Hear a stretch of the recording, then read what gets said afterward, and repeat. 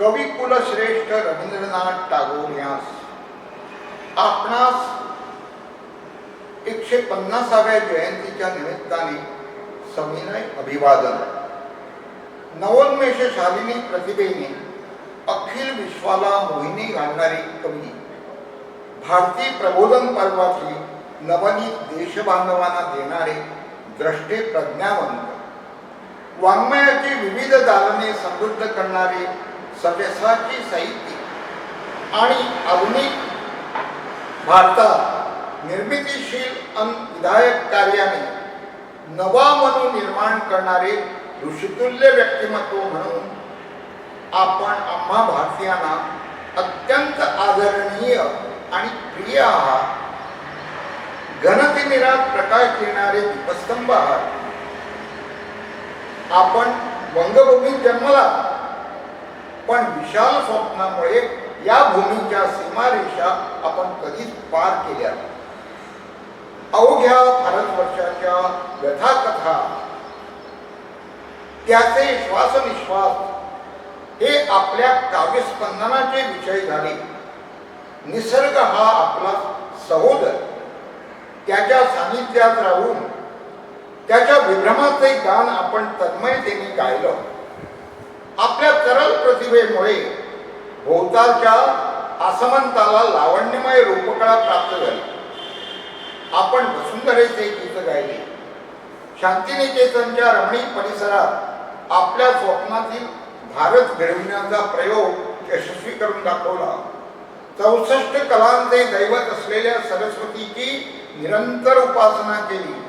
श्रीनिकेतनाच्या माध्यमातून श्रमशक्ती जोपासली. यत्र विश्वं भवति एकमीडं हे बोधवाक्य स्वीकारून आपण विश्वभारतीची प्रतिष्ठापना केली. ज्ञानाचा केंद्रबिंदू म्हणून भारतीयांनी त्याकडे अभिमानाने पाहिले. गीतांजली हा आपल्या प्रतिभेचा परमोच्च बिंदू. भारतीय जीवन संगीताचा आत्मस्वर आपणास या कविता संग्रहातून गवसला. त्याच्या अपूर्व यशाने आपला कीर्ती सुगंध अखिल विश्वात दरवळला.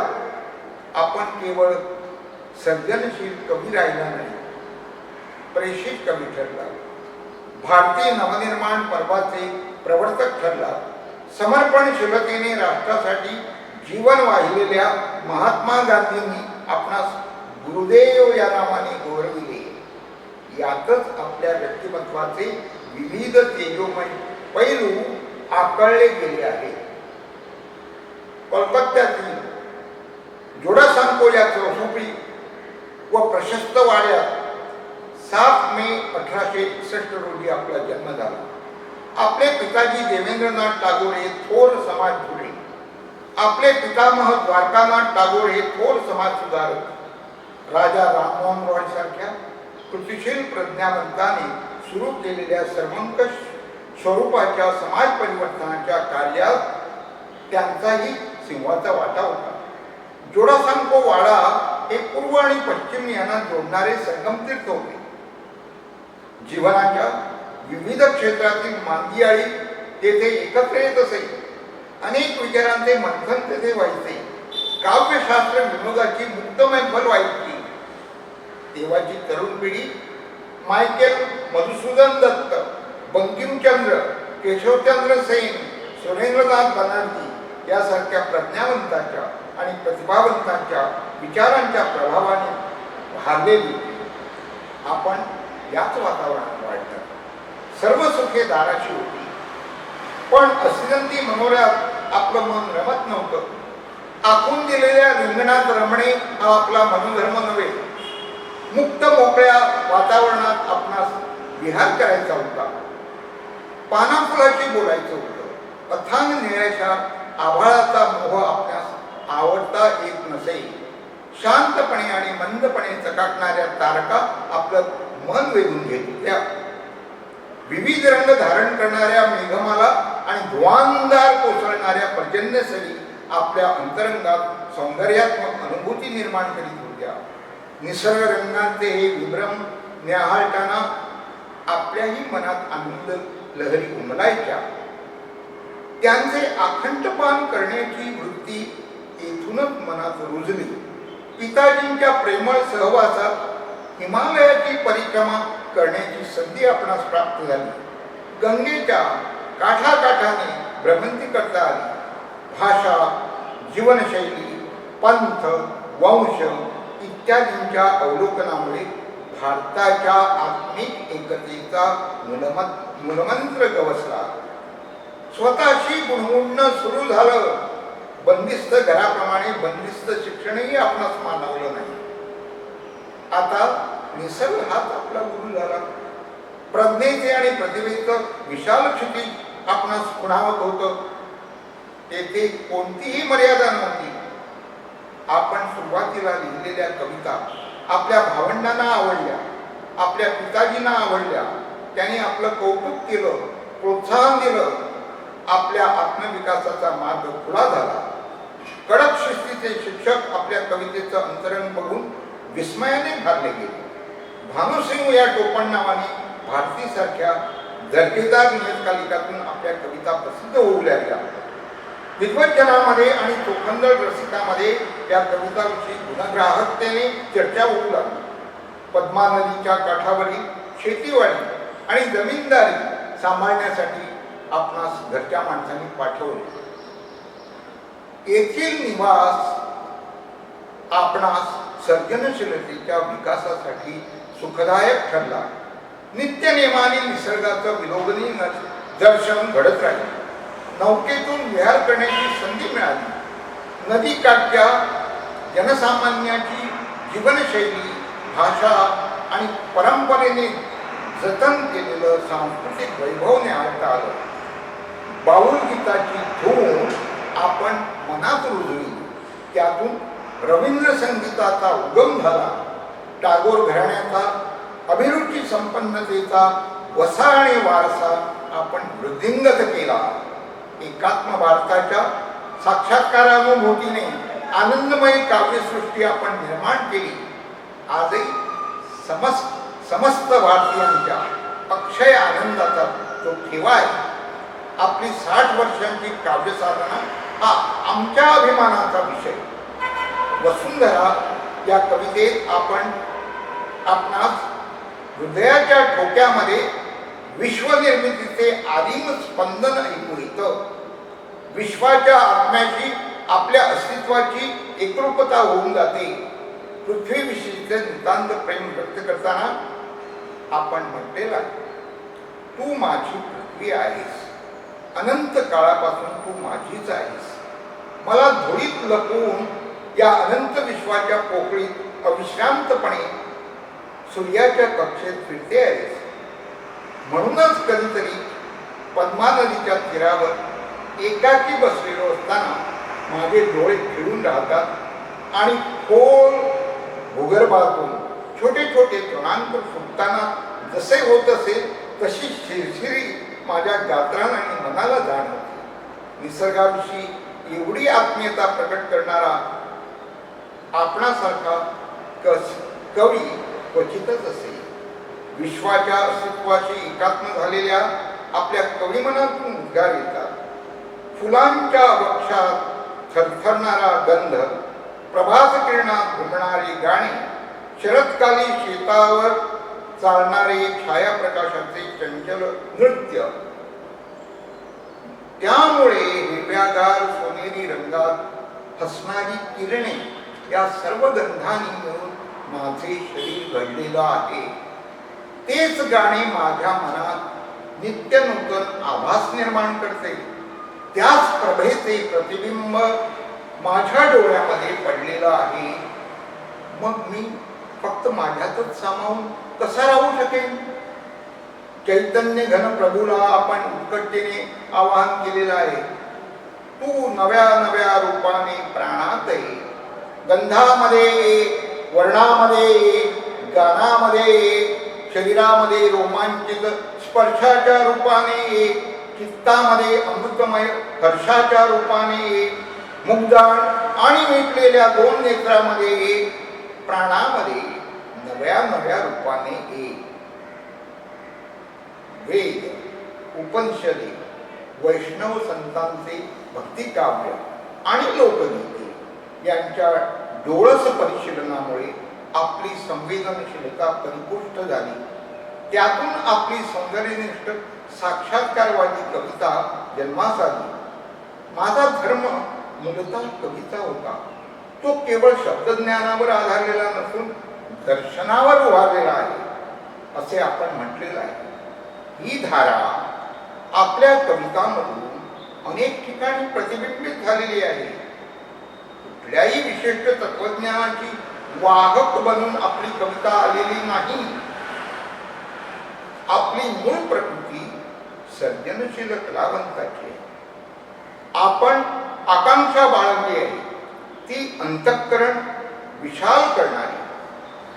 हे जीवीच्या जीवनात माझे अंतःकरण विकसित कर, निर्मल कर, उज्ज्वल कर, सुंदर कर, जागृत कर, उन्नत कर, निर्भय कर, मंगल कर, निरलस आणि शंका विरहित कर. हे जीवीच्या जीवनात माझे अंतःकरण विकसित कर. प्राण या कवितेत आपण म्हटलेलं आहे, या सुंदर जगामध्ये मी मरणाची इच्छा करीत नाही. मानवामध्ये मी जगू इच्छितो. या सूर्यकिरणामध्ये, या फुललेल्या वनात, जिवंत हृदयामध्ये जर मला स्थान मिळाले तर पृथ्वीवर चिरंतन तरंगित होणाऱ्या प्राणांच्या खेळात कितीतरी हास्यमय व अश्रुमय अशा विरहात मिलनात मानवाच्या सुखदुःखात संगीत गुंफून जर मी चिरंतन ग्रह रचू शकलो तर. आपल्या कवितेतून उर्वशी साकार झाली. ती ऋग्वेदातली किंवा महाभारतातील नव्हे. निसर्ग आणि मानव यांच्या सर्जनशीलतेला प्रेरणा देणाऱ्या आदिम वासनेचे प्रतीक म्हणून ती अवतरली आहे. विलोल विभ्रमा उर्वशीला उद्देशून आपण म्हटलेलं आहे.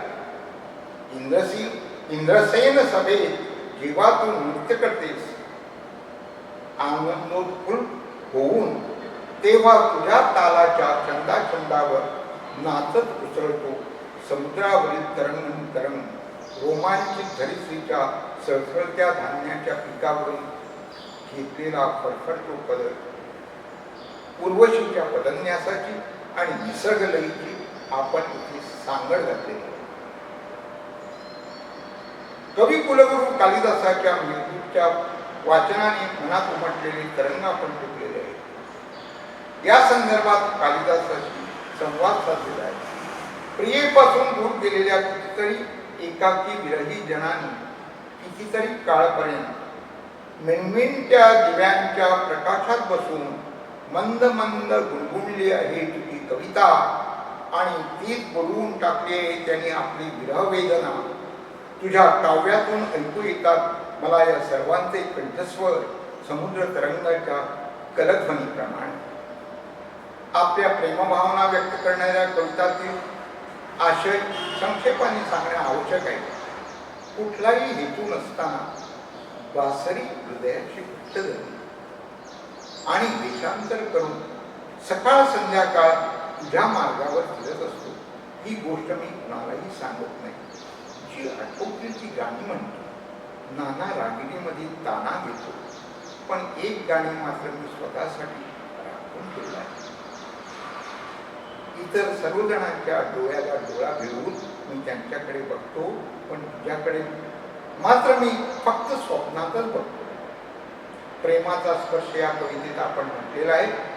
माझे प्रेम गाऊन आले, काहीतरी गानगोष्टी झाल्या, त्याने आपल्या गळ्यातली मला तुझ्या गळ्यात घातली. मुग्ध नेत्रांनी हसून तुझ्या गुप्त हृदयात ताऱ्यांच्या हारामध्ये सदैव गुंतलेलं राहील, असे काहीतरी प्रतीक त्याने तुला दिला. तत्कालीन भारताच्या दुस्थितीकडे पाहून आपलं हृदय विदीर्ण होते. आशावादाचा बुधतंतू मनात बाळगून आपण आपल्या भावनांना वाट करून दिले. परित्राण या कवितेत आपण ते म्हटलेलं आहे. प्रार्थना या कवितेतही या स्वरूपाचा भावनाशय आपण व्यक्त केलेला आहे. शिशु या कविता संग्रहात आपण आई आणि मूल यामध्ये जिव्हाळ्याचे तन्मयतेचे चित्रण केलेले आहे. येथे प्रौढत्वी निज शैशवास जपणे बाणा कवीचा असे या केशवसुतांच्या उक्तीचा प्रत्यय येतो. तेही तुमचे समकालीनच. मी जेव्हा कंटाळून जातो, मनाविरुद्ध गोष्टी घडत असतात, तेव्हा मी माझ्यावरील वयाचे अनुभवाचे माझे ज्ञानाचे ओझे दूर करून पुन्हा शैशवाकडे वळतो. परिणत प्रज्ञ वयातील हे निरागसतेचे भाव आपल्या चित्तवृत्तीला प्रसन्नता प्राप्त करून देतात. स्मरण या गीतसंग्रहामध्ये आपण सहचारिणी विषयीच्या भावना व्यक्त केलेल्या आहेत. या सर्व गीतात आर्तता आणि वेदना व्यापून राहिली आहे. आपणास मृत्यू हा नेहमीच सखा वाटत आलेला आहे. तुम्ही मोर जिननेर माझे मिशाईच्छ उचुर माधुरी असे उद्गार आपण काढलेले आहेत. वंगभूमीविषयीचे अंतःकरणात ओसंडणारे प्रेम आपल्या कवितेत उत्कटतेने व्यक्त झालेलं आहे. हिवाळा, उन्हाळा आणि पावसाळा यांची पर्वा न करता आपण आपल्या आवडत्या नौकेतून पद्मा नदीतून भ्रमण करीत होता. तीरावरील हिरव्यागार वनश्रीचे रंग एकतानतेने पिऊन घेत होता. निशांत समयी मानवी सुखदुःखांचा कोलाहल आपल्या रुजू आणि संवेदनशील मनाला स्पर्श करून जात असेल. मा मृण्मयीच्या अंगावर विहार करीत असताना नदी घाट, नावाडी, तुफान, मैदान, फुले, पक्षी इत्यादी विषयीची संस्मरण आपण शिरबद्ध करून ठेवलेली आहे. तिन्ही ऋतूची विलसिते त्यात आहे.